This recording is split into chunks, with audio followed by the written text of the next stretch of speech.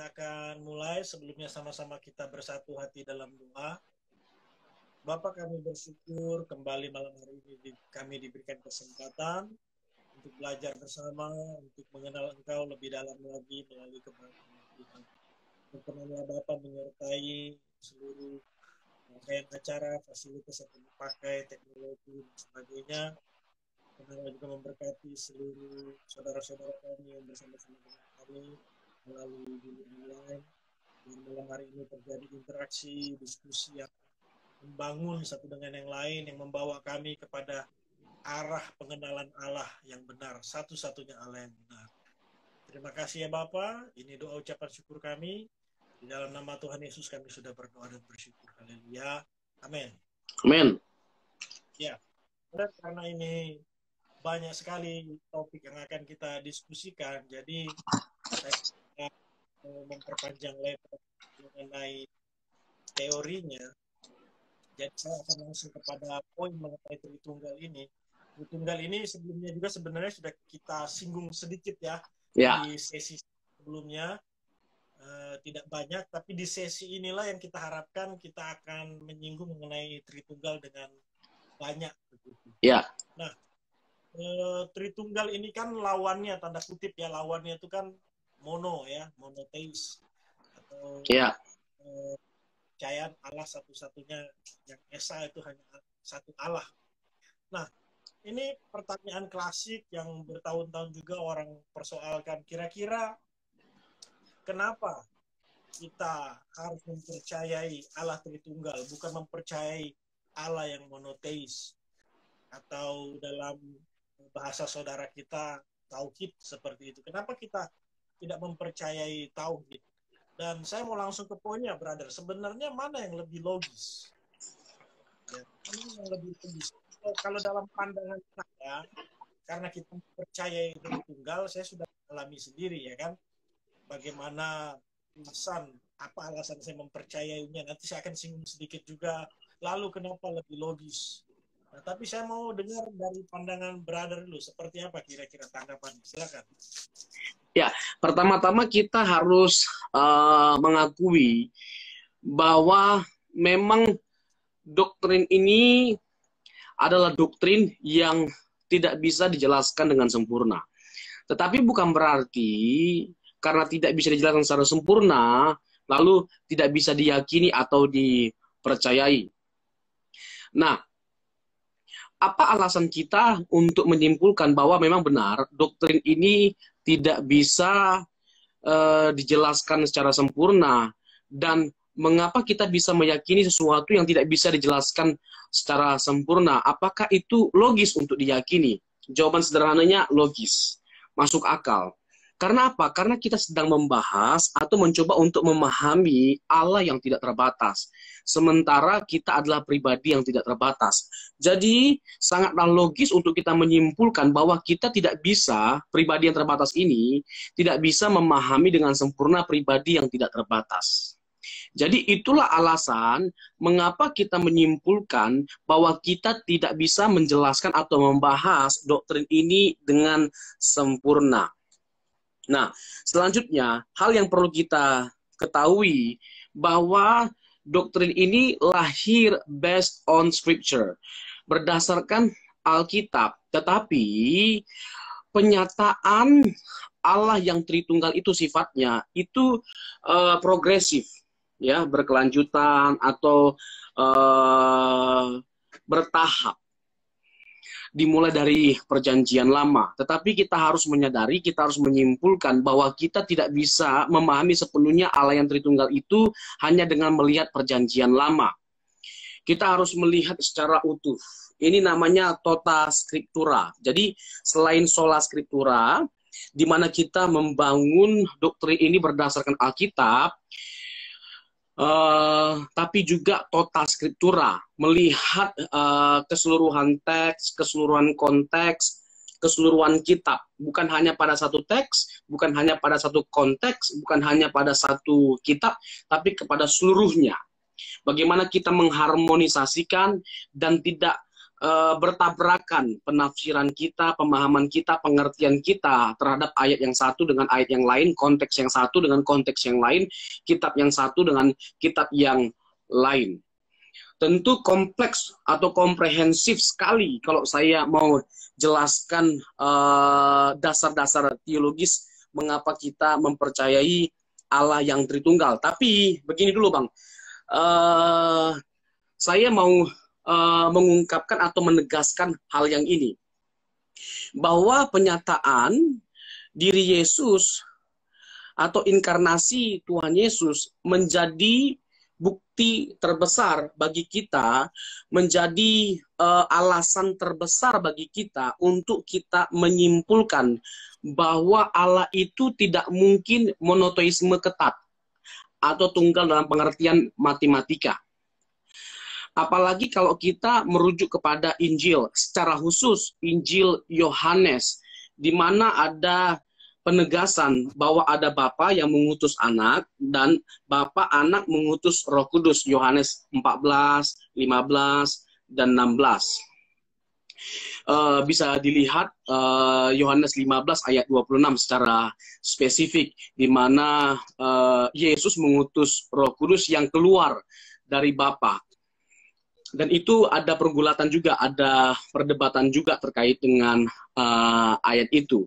Tetapi kita tidak bisa menafikan bahwa melalui Injil Yohanes kita dapat menyimpulkan atau memahami bahwa benar ada kejamakan dalam pribadi Allah. Dalam Perjanjian Lama sangat ketat warnanya atau ditekankan mengenai Allah yang monoteisme. Tapi Allah yang monoteisme itu dipahami totally different oleh kita, orang Kristen, dibandingkan dengan orang Yahudi atau orang Kedar, orang Muslim. Mereka benar-benar memahami monoteisme itu dalam pengertian tunggal, satu pribadi. Kalau kita, 3 pribadi, 1 hakikat. 3 pribadi, 1 hakikat. Tentu kita terlebih dahulu harus memahami maksud dari istilah ini, Tritunggal atau Trinitas. Kenapa disebut Tritunggal? Bagaimana kita memahami istilah ini dengan baik? Nah, Tritunggal itu adalah istilah yang diformulasikan untuk mendeskripsikan Allah yang memiliki pribadi yang jamak. Pribadi yang jamak, namun satu hakikat. Jadi Tritunggal. Jadi ada tri, ada tunggal. Jadi ada kejamakan dalam hal pribadinya, ada kesatuan dalam hakikatnya. Jadi apanya yang jamak? Yaitu pribadinya. Apanya yang tunggal? Yaitu hakikatnya. Jadi Tritunggal berbicara adanya kejamakan dan kesatuan. Sekali lagi, kejamakan dalam hal pribadinya, kesatuan di dalam hakikatnya. Begitu kurang lebih Bang untuk di awal ini.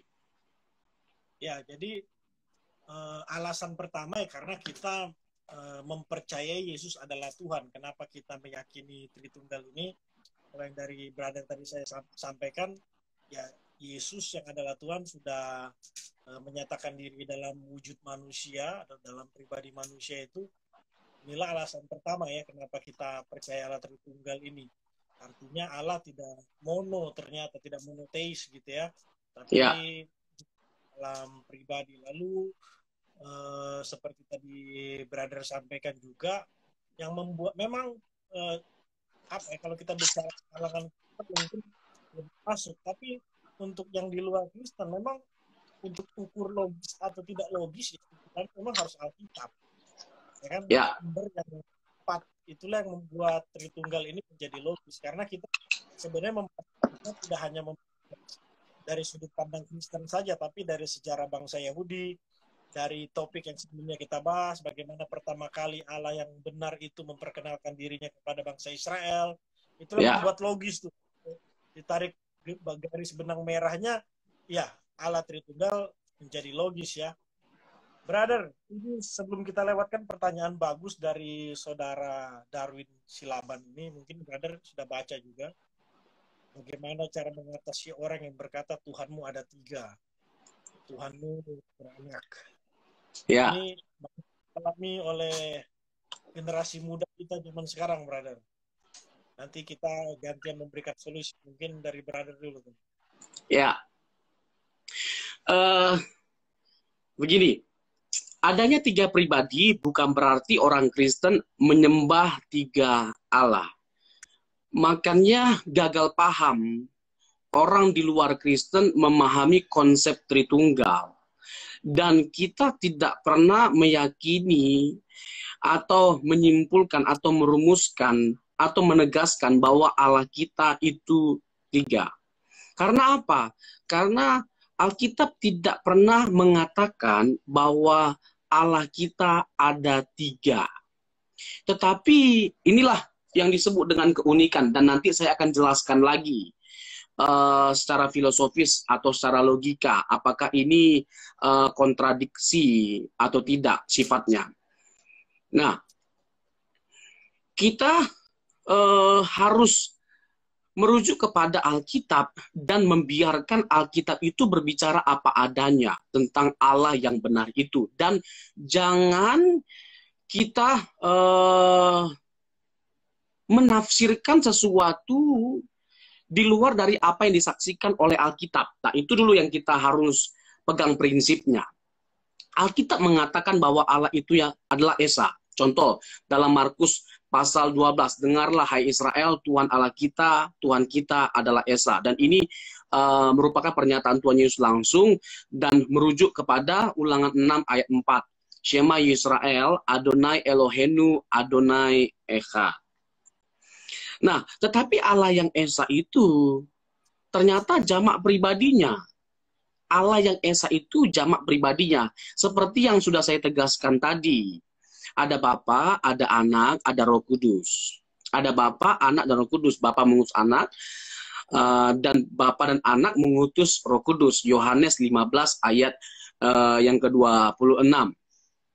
Dari situ kita sudah bisa mengetahui bahwa memang doktrin Tritunggal ini adalah konsep yang dalam tanda petik dirumuskan berdasarkan semua keterangan ini, berdasarkan semua kesaksian ini. Nah, istilah Tritunggal sejauh ini istilah yang paling tepat untuk menggambarkan konsep Allah yang jamak tapi esa di dalam Alkitab ini.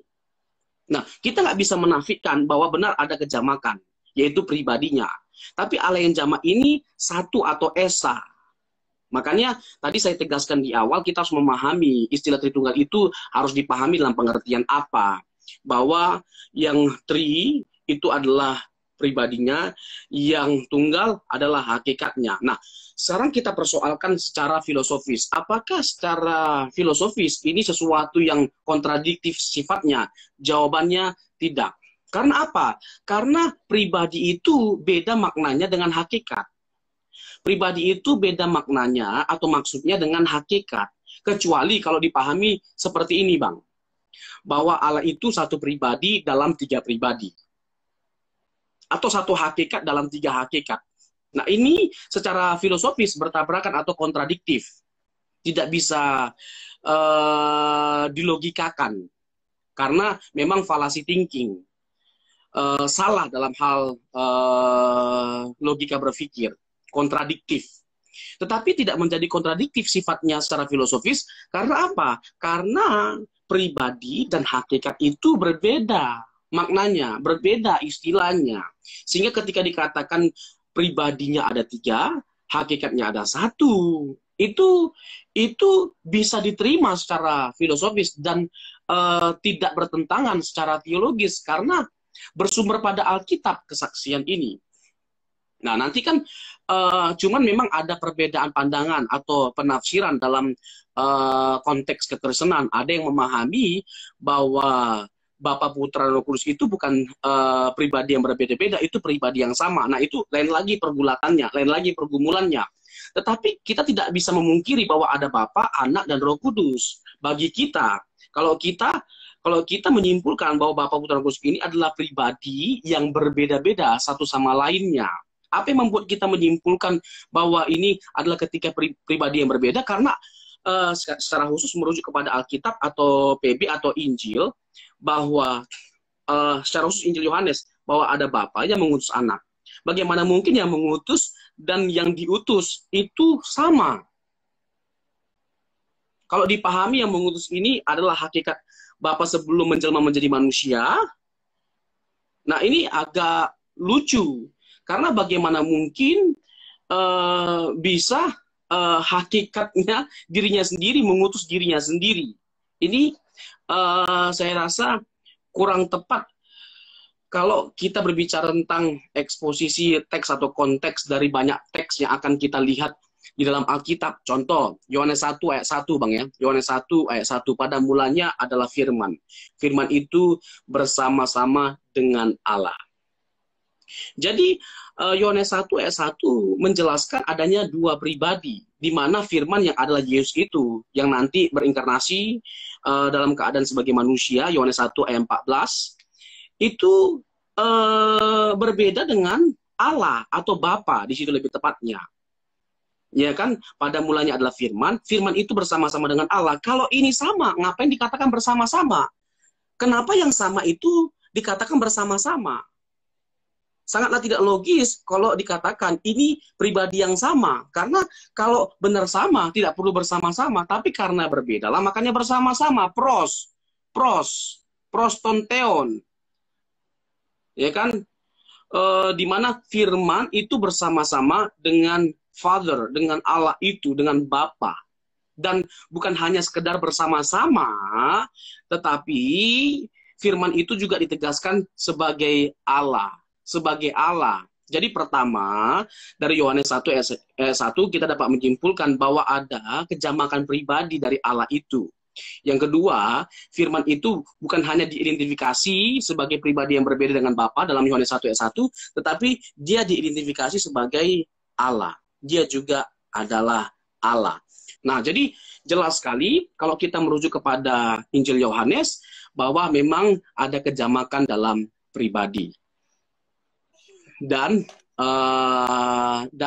Allah yang jamak pribadinya itu adalah Allah yang satu atau Allah yang esa, seperti yang disampaikan oleh Tuhan Yesus dalam Markus pasal yang ke-12 dan oleh Musa dalam Ulangan pasal yang ke-6 ayat yang ke-4. Ya. Gitu, Bang. Mantap. Ya, karena ini pertanyaan anak muda, jadi saya juga coba bantu jawab untuk anak-anak muda ya, dalam versi anak muda. Sebenarnya kalau ada yang tanya, ini kan biasa pertanyaan datang bukan dari sesama Kristen, biasanya datang dari luar Kristen sendiri. Apakah kita tiga Tuhan gitu? Ya, sampaikan saja kembali kepada dia. Bisa buktikan di mana kita menyembah tiga Tuhan seperti itu. Apa buktinya tiga Tuhan? Pasti kan dia akan bilang, ya itu Bapa, Anak, Roh Kudus. Nah, kalau dia sudah sampai kepada pengertian itu, lalu dia mengira itu tiga Tuhan, ini sudah sulit. Karena dari definisi yang dia berikan saja sudah salah. Kita tidak memandang Bapa Kudus itu kan sebagai tiga Tuhan, tapi sebagai tiga pribadi. Jadi kita orang Kristen tidak ada kesulitan atau tidak ada masalah menyembah Allah dalam yang menyatakan diri dalam rupa tiga pribadi. Tapi satu Tuhan. Jadi sebenarnya sesederhana itu untuk menjelaskan ke sesama anak muda. Jadi sebenarnya kalau dibilang kita menyembah tiga Tuhan, sampai hari ini tidak ada bukti bahwa kita menyembah tiga Tuhan. Itu hanya masih dalam sebatas tuduhan. Tuduhan itu pun berdasarkan kesalahpahaman mengenai definisi tadi. Mereka mengira Bapa, Roh Kudus itu tiga Tuhan. Padahal itu tiga pribadi, seperti yang tadi Brother jelaskan ya. Secara teologis kan panjang. Nah, lalu saya sempat kirimkan juga untuk Bro Darwin tulisan saya mengenai Tuhan yang dilahirkan. Di situ saya singgung bagaimana sama seperti argumen saya sebelumnya, kita tidak punya keberatan, kita tidak punya persoalan dengan fakta Alkitab, dengan sejarah bahwa memang Tuhan pernah menyatakan diri menjadi manusia, dan waktu dia jadi manusia dia dilahirkan melalui seorang perawan bernama Maria. Nah, justru buat kekristenan itu merupakan peneguhan. Itu bukan suatu yang hina. Bagi mereka mungkin hina ya, kok keluar dari seorang perawan Maria gitu. Suatu buat kita bukan hina. Justru itu peneguhan dari nubuatan yang ada di Perjanjian Lama. Di Perjanjian Lama dia sudah dinubuatkan bahwa dia akan dilahirkan melalui seorang perawan dan seterusnya. Loh, kalau nubuatan ini nggak terjadi, justru hina sekali kekristenan itu.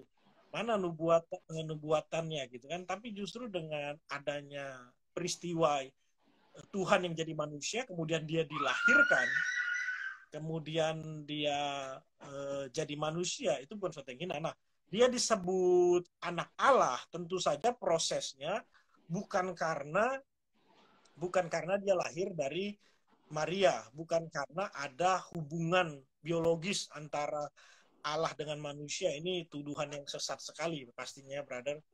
Pasti sesat sekali. Dia disebut anak Allah seperti yang tadi brother udah jelaskan, karena memang hakikatnya Allah. Nggak bisa. Kalau sudah hakikatnya Allah mau dibilang apa? Dia jadi gelas pun, kalau disebut gelas itu anak Allah mau apa? Misalkan gelas itu hakikatnya Allah. Tapi kan gelas kan jelas nggak memperlihatkan hakikat Allah. Tapi waktu dia jadi manusia, orang-orang pada waktu itu, kita pun waktu baca Alkitab hari ini bisa menyimpulkan, oh ini memang manusia, tapi hakikatnya itu ternyata Allah. Makanya dia disebut anak Allah. Dan setahu saya, brother, begitu juga pemahaman orang Yahudi waktu menyebut seseorang anak Allah. Setahu saya, nggak tahu nanti brother mungkin bisa tambahkan. Setahu saya orang Yahudi nggak boleh mengkultuskan atau menyebut seseorang itu anak Allah dengan sembarangan, karena dengan menyebut itu sama saja menyebut pribadi itu satu hakikat dengan Allah. Kalau saya analogi karena itu anak burung, memang anak burung, tapi hakikatnya kan burung gitu. Jadi waktu orang itu anak Allah, ya sama aja orang yang menyebut atau mengakui sedang mengakui pribadi itu satu hakikat dengan Allah, seperti yang saya pahami gitu berarti. Ya, jadi untuk anak-anak muda sih sederhana itu saja menjawabnya. Tapi kalau dibutuhkan hal yang teologis, jawaban Brother Robson tadi udah paling mantap itu. Iya. Iya. Ya. Pertanyaan. Ya, mungkin saya perlu tambahkan sedikit, Bang ya. Silakan. Sebelum kita beralih kepada pertanyaan atau pernyataan yang selanjutnya. Nah, kita jangan pernah ragu, jangan pernah goyah iman kita sedikit pun hanya karena kita memiliki kesulitan untuk menjelaskan secara sempurna tentang Allah yang dijelaskan oleh Alkitab. Karena apa? Karena pertama, kita sudah meyakini bahwa tidak ada firman Allah di luar Alkitab. Jadi kita jadikan itu dulu sebagai pegangan kita. Kita jadikan itu dulu sebagai prinsip utama yang absolut, yang mutlak. Kalau kita menyimpulkan bahwa tidak ada kebenaran di luar Alkitab, maka sesukar apapun konsep tentang Allah yang dijelaskan oleh Alkitab, maka kita harus yakini dan kita percayai. Itu yang pertama. Itu jelas. Sehingga tidak ada ruang bagi kita untuk meragukannya hanya karena kita punya kesulitan. Atau sebaliknya, kita karena memiliki kesulitan untuk menjelaskan tentang Tritunggal, lalu dalam tanda petik, ini hati-hati, tidak sedikit orang Kristen atau pendeta terjebak dalam kesalahan ini. Lalu kompromi, Bang. Lalu kompromi dengan mengatakan bahwa memang Allah itu satu. Bapa, Putra, Roh Kudus itu pribadi yang sama. Pribadi yang sama. Karena tadi pergumulannya hendak menjelaskan ini kepada orang non-Kristen. Bagi mereka, sukar bagi dia untuk menjelaskan konsep Tritunggal kepada mereka, lalu mengkompromikan esensi kebenaran. Ini kan tidak boleh. Ini mengaburkan kebenaran karena Alkitab tidak berkata demikian. Berkatalah apa adanya tentang hal ini. Kalau hal ini memang dipertanyakan, dipersoalkan. Dan jangan ada keraguan sedikit pun, dan jangan pernah iman kita menjadi goyah karena memang kita punya kesulitan untuk menjelaskannya secara sempurna. Tetapi bukan berarti saya sedang mengatakan atau menegaskan atau menyimpulkan bahwa Tritunggal tidak bisa dijelaskan. Oh tidak. Tetapi kalau mau dikatakan bahwa Tritunggal itu bisa dijelaskan secara sempurna, itu tidak mungkin. Karena apa? Karena ini yang masuk akal, karena kita mencoba untuk memahami pribadi yang maha besar, dan kita terbatas. Bagaimana mungkin kita yang terbatas bisa memahami pribadi yang maha besar yang tidak terbatas itu? Itu yang masuk akal. Sekarang pertanyaannya, kalau mereka menganggap tidak masuk akal apa yang kita yakini terkait dengan Tritunggal, bisa nggak kita memahami secara sempurna Allah yang maha besar? Kalau jawabannya tidak, nah, bukankah itu menunjukkan atau menyimpulkan bahwa masuk akal untuk kita mengatakan bahwa kita tidak bisa memahami secara sempurna Allah yang Tritunggal? Justru masuk akal. Begitu, Bang. Ya, kalau dibandingkan, brother, ya, tidak bermaksud menyinggung kepercayaan lain. Ini hanya pemikiran saya saja. Kalau dibandingkan antara Tritunggal dengan monoteisme, mana yang lebih logis? Menurut saya, kalau kita hanya mempercayai monoteisme, ya, ada konsekuensi berpikir secara logisnya, brother. Maksud saya begini, kita di satu sisi kita mempercayai Allah Maha Kuasa, benar kan, brother? Ya. Allah itu kuasa. Tapi kalau kita hanya mempercayai monoteis, ini kan seperti logika berpikir kita jadi dibatasi bahwa Allah itu udah sebegini aja begitu, berarti. Monoteisme monetik namanya, Bang. Monoteisme monetik. Jadi percaya kepada Allah yang monoteis tapi satu pribadi. Iya, satu begini aja kan. Jadi monetik. Udah nggak bisa ngapa-ngapain gitu. Cuman satu ini aja gitu, secara matematik, secara filosofi dan sebagainya, pokoknya cuma satu begini lah. Persoalan saya di logika saya begitu, brother. Jadi ada konsekuensinya nih kalau saya mempercayai yang begini dong. Berarti kenapa dia tidak bisa? Apakah dia tidak, katanya dia maha kuasa, tapi kenapa dia harus sebegini? Gitu. Oke. Ini kan gitu maksud saya. Ini menarik kalimat Abang. Ada beberapa hal yang perlu kita persoalkan, ya, kita perkumpulkan. Kalau kita tidak menerima bahwa Allah itu jamak pribadinya, maka kita akan memiliki kesukaran, kesulitan dalam beberapa case. Contoh, kalau kita percaya Allah itu kasih, hanya orang-orang yang meyakini Allah itu jamak pribadinya yang bisa seharusnya menyimpulkan bahwa Allah itu kasih. Dalam kekekalan, kalau dikatakan Allah itu kasih, kepada siapa dia menyatakan kasihnya sebelum segala sesuatu diciptakan? Pasti ada relasi dalam kejamakan, di mana ada yang mengasihi dan ada yang dikasihi, sehingga dapat disimpulkan bahwa Allah itu kasih. Nah, kalau Allah itu monetisme, monetik dalam pengertian tunggal, bagaimana dia merefleksikan kasihnya kepada siapa? Sehingga sulit bagi kita untuk kita menyimpulkan Allah itu kasih. Terkesan egois kasihnya, karena nggak ada tempat dia untuk menyatakan atau sarana untuk dia menyatakan kasihnya.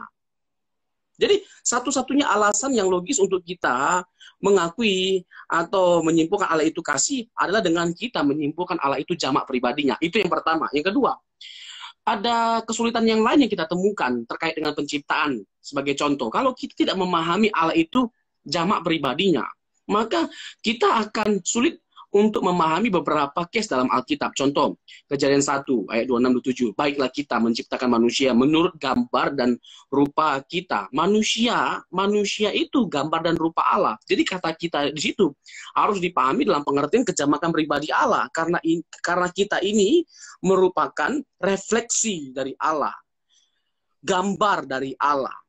Makanya kata yang dipakai untuk menegaskan, menyimpulkan benar ada kejamakan dalam pribadi Allah adalah kata kita. Dan nggak mungkin itu dipahami dalam pengertian tunggal. Nah, selanjutnya, terkait dengan keselamatan. Bagaimana kita memahami Allah itu hanya monoteisme monetik, satu pribadinya? Ketika kita melihat perjanjian baru, inkarnasi Tuhan Yesus, bukankah inkarnasi Tuhan Yesus menjadi alasan terbesar bagi kita untuk menyimpulkan tidak mungkin Allah tidak jamak? Jadi kejamakan pribadi Allah terjelaskan secara sempurna melalui inkarnasi Tuhan Yesus pada waktu dia menjelma menjadi manusia. Dan kita bisa melihat banyak sekali interaksi-interaksi yang dilakukan oleh anak terhadap Bapa. Dia berbicara, dia berdoa. Kepada siapa dia berbicara? Kepada dirinya. Waktu di Taman Getsemani.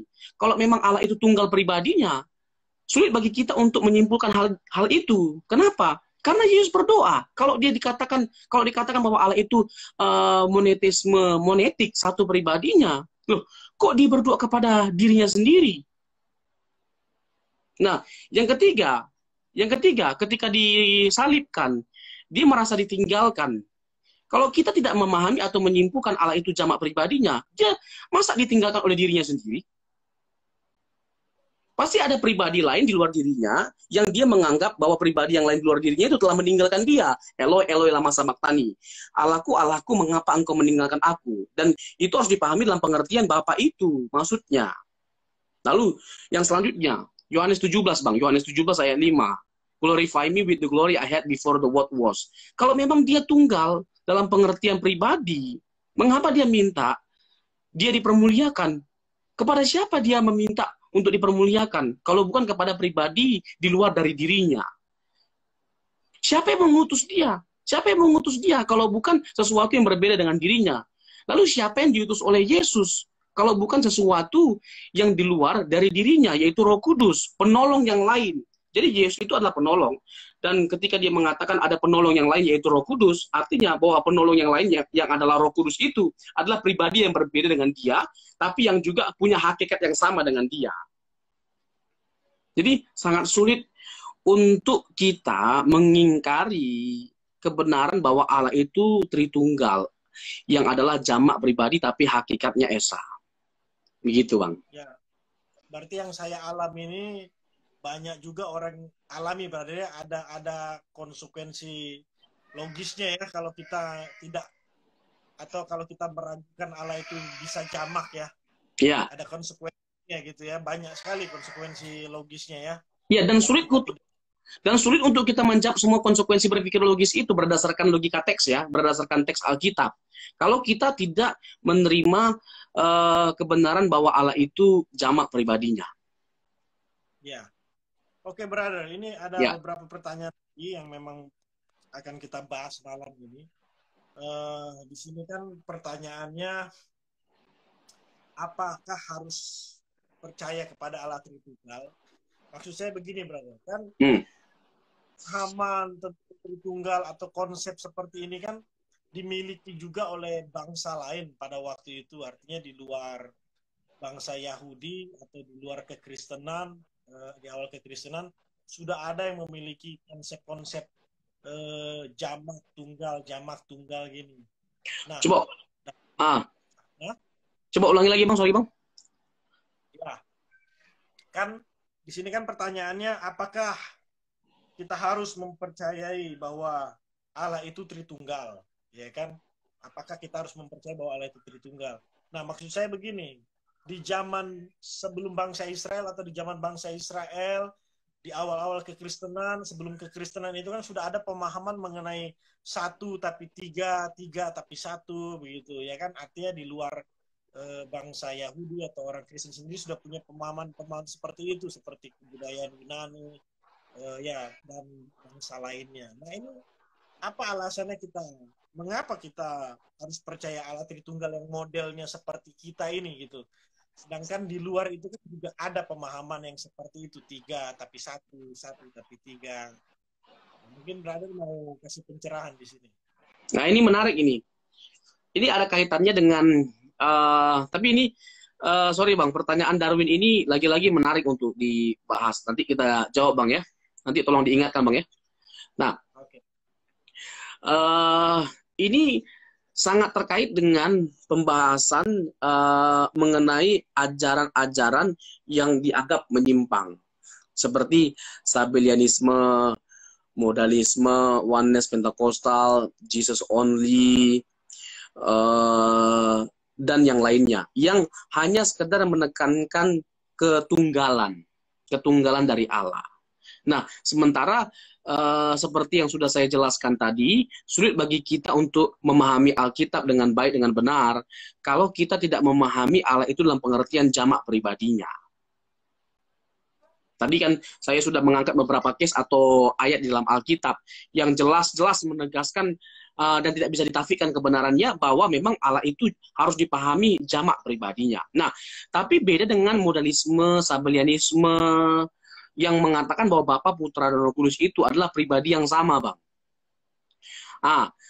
Dan hati-hati bahwa tidak jarang saya temukan orang-orang yang percaya kepada Allah Tritunggal terjebak kepada analogi modalisme, analogi Sabellianisme. Contoh, mungkin kita familiar dengan analogi ini, bahwa Pak Alex misalnya di rumah tangga sebagai kepala rumah tangga, di kampus sebagai rektor atau ketua STT, lalu di masyarakat sebagai ketua RT. Nah, analogi ini dipakai untuk menjelaskan Allah yang Tritunggal. Nah, ini juga merupakan yang saya sebut tadi, Bang, kompromisme. Kompromisme, atau dalam tanda petik, analogi ini dipakai oleh mereka yang memang gagal paham terkait dengan Tritunggal.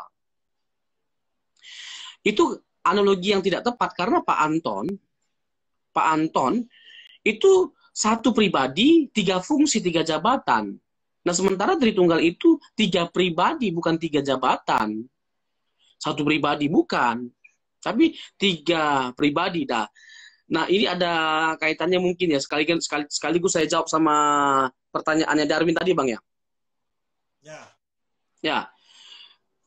Jadi apakah peran Allah Bapa, Anak, dan Roh Kudus itu berbeda-beda atau sama perannya? Nah, di sini kita hati-hati. Ada tokoh yang mencoba untuk mengidentifikasi bahwa Bapa dan Anak dan Roh Kudus itu adalah pribadi yang berbeda-beda dengan menjelaskan adanya peran yang berbeda-beda dari Bapa, Anak, dan Roh Kudus. Bapa diidentifikasikan sebagai pencipta, Anak diidentifikasi sebagai penyelamat, Roh Kudus sebagai penolong.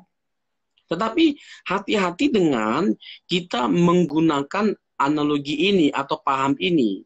Karena ketika kita mengatakan bahwa Bapa itu sebagai pencipta, kenapa saya bilang hati-hati? Karena Anak dan Roh Kudus juga terlibat dalam penciptaan, bukan hanya Bapa. Begitu juga dengan karya penyelamatan. Bapa dan Roh Kudus juga terlibat aktif dalam inisiasi terkait dengan keselamatan. Allah berinisiatif, Bapa berinisiatif merencanakan atau merancangkan. Dan seperti yang kita lihat dalam Perjanjian Baru, secara khusus Injil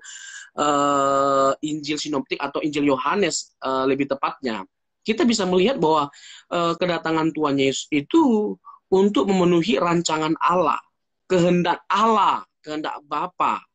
Jadi keselamatan juga merupakan ide yang lahir dari Bapa. Jadi tidak mutlak bahwa hanya Yesus yang bertindak secara aktif dan mutlak terkait dengan keselamatan. Tidak. Ada Bapa dan ada juga Roh Kudus. Dan setelah Yesus naik ke surga, Roh Kudus diutus untuk menyertai kita sampai menjelang hari penyelamatan itu tiba. Begitu, Bang. Ya, ini bagus nih jawaban brother. Jadi terjawab ya Saudara Darwin, sekaligus pertanyaan saya yang pertama tadi, apakah kita harus mempercayai Allah Tritunggal di tengah-tengah banyak pemahaman yang kelihatannya sama, padahal ternyata jauh sekali perbedaannya, begitu ya, perbedaannya ya beda sekali lah. Gitu. Boleh saya tambah, Bang? Ya? Boleh saya tambah? Ya, silakan. Nah, makanya hati-hati sekali kita ketika menjelaskan Allah yang Tritunggal atau Allah dalam konteks kekristenan. Kenapa kita memahami bahwa Tritunggal adalah pemahaman kita yang paling tepat? Yang paling tepat karena sangat mendekati kebenaran Alkitab. Sesuai sekali dengan Alkitab. Tapi memang pada akhirnya kita nggak bisa pungkiri semua orang mengklaim sesuai dengan Alkitab, Bang, ya. Ini juga masalah sebenarnya.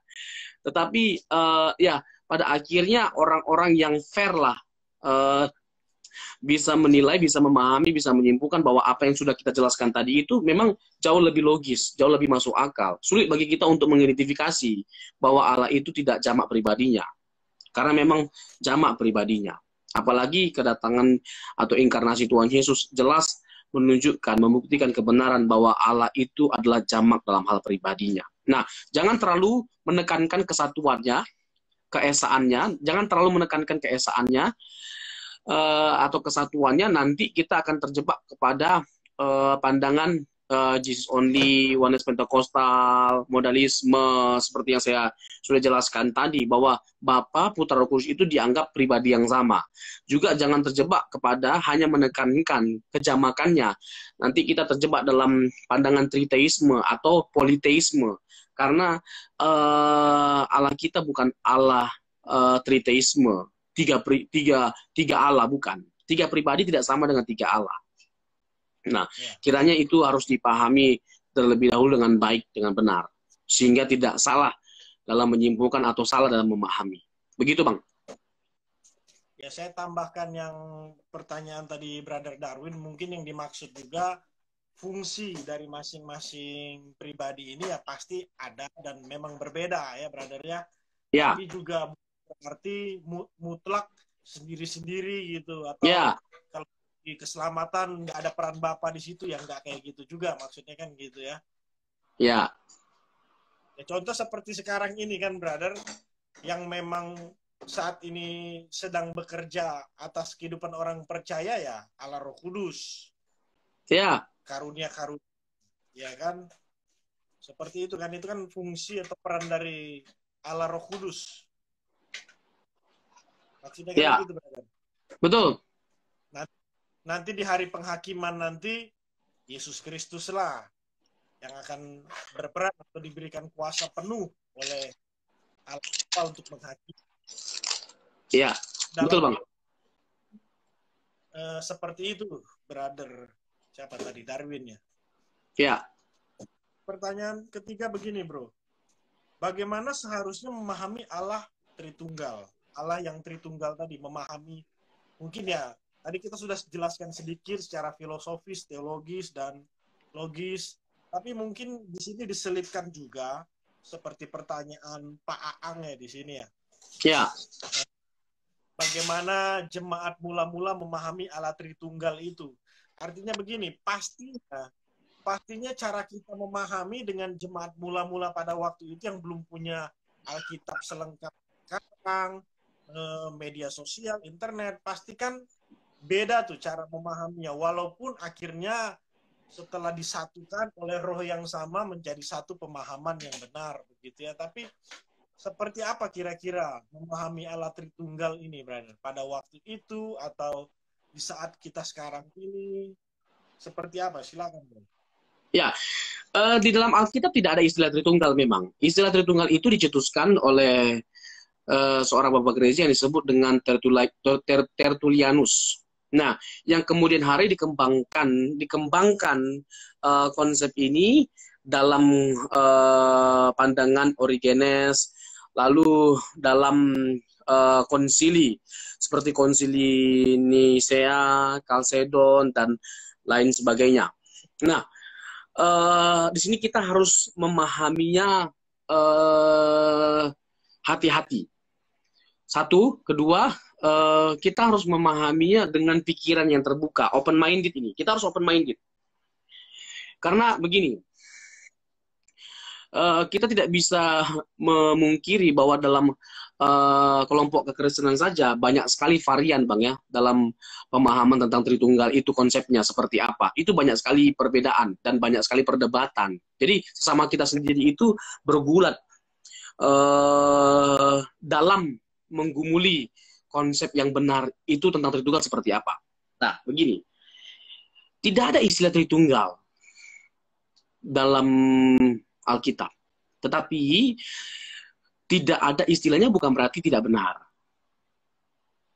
Lalu mengapa kita meyakini sesuatu yang tidak ada istilahnya dalam Alkitab? Istilahnya tidak ada, konsepnya ada. Tadi bertalian erat semua penjelasan kita terkait dengan konsep yang ada dalam Alkitab. Tetapi kita harus benar-benar mengakui bahwa memang tidak ada istilahnya. Tapi sekali lagi saya harus tegaskan, tidak ada istilahnya bukan berarti tidak benar. Karena istilah itu adalah istilah yang dirumuskan, dicetuskan untuk menggambarkan konsep Allah yang dijelaskan atau dituliskan atau dituangkan di dalam Alkitab. Nah, bagaimana seharusnya kita memahami Allah Tritunggal itu? Seperti yang saya tegaskan tadi, bahwa ada Bapa, Putra, dan Roh Kudus. Dan ini tidak bisa dipungkiri bahwa memang ada Bapa, Anak, dan Roh Kudus. Ada Bapa yang mengutus, ada Anak yang diutus, lalu Bapa dan Anak ini mengutus Roh Kudus.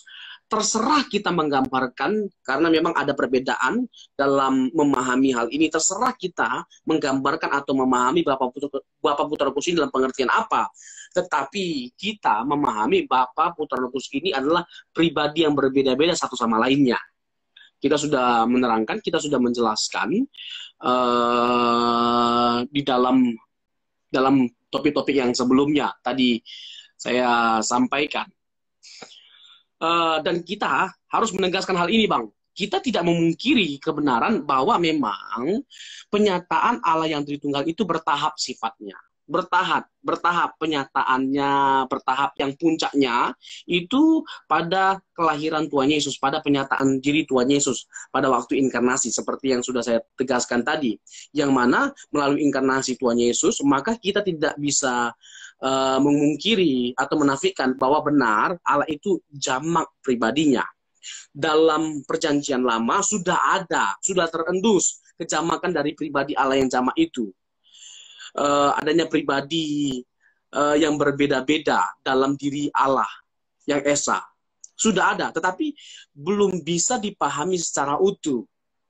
Nah, makanya revelation itu bersifat progresif sifatnya. Karena revelation atau kebenaran itu bersifat progresif sifatnya, Allah juga menyatakan pengenalan akan dirinya itu bersifat progresif, sesuai dengan kebenaran yang bersifat progresif. Jadi kita harus melihat PL ke PB. Tadi saya bilang bukan hanya sola scriptura, tapi total scriptura. Melihat Alkitab itu secara keseluruhan dan bagaimana kita berjuang atau bergumul untuk mengharmonisasikan keseluruhan dari teks, konteks, dan kitab. Nah, masuk kepada pertanyaan tadi, Bang ya. Pertanyaan si Pak apa tadi ya, Bang ya? Ya, Pak, siapa tadi sebelumnya? Ini pertanyaan bagus sekali loh, Pak Ang ya.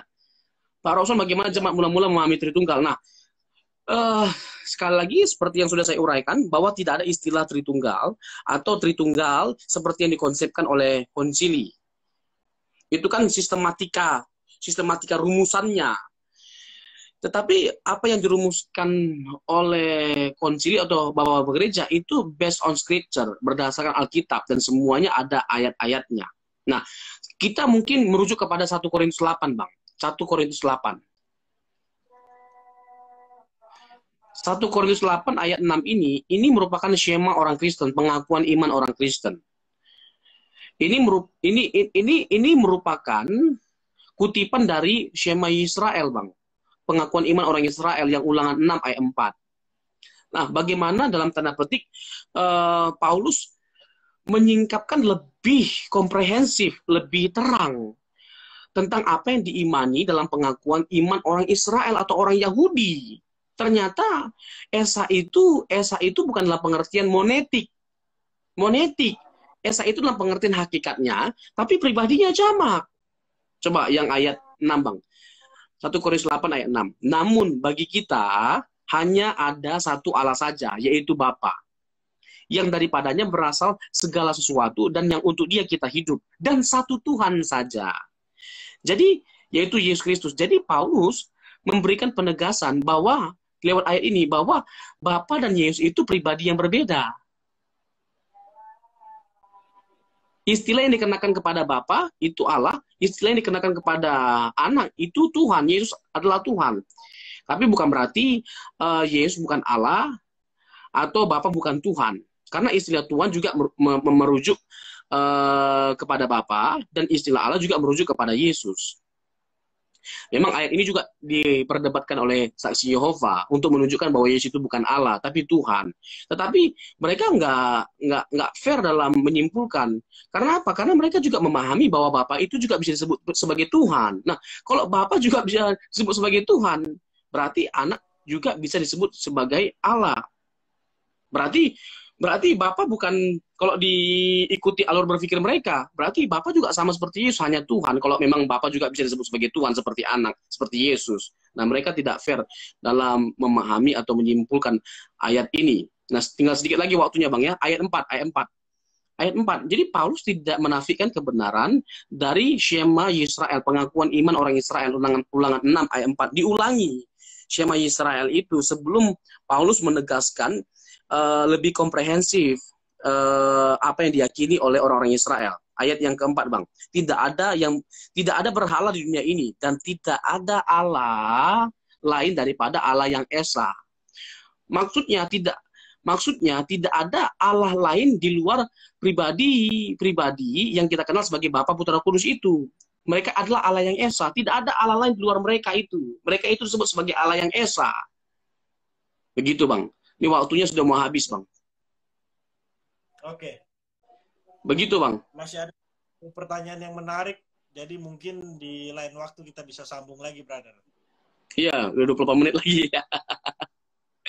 Jadi, kita akan sambung ini, Bang. Ya, pasti kita sambung ini karena banyak sekali pertanyaan-pertanyaan atau hal-hal yang perlu kita bahas lebih luas, lebih komprehensif, lebih dalam. Mantap. Dan saya mau menegaskan bahwa keyakinan kita akan Allah Tritunggal adalah keyakinan yang kuat, kokoh, dan bisa dipertanggungjawabkan. Tuhan Yesus memberkati.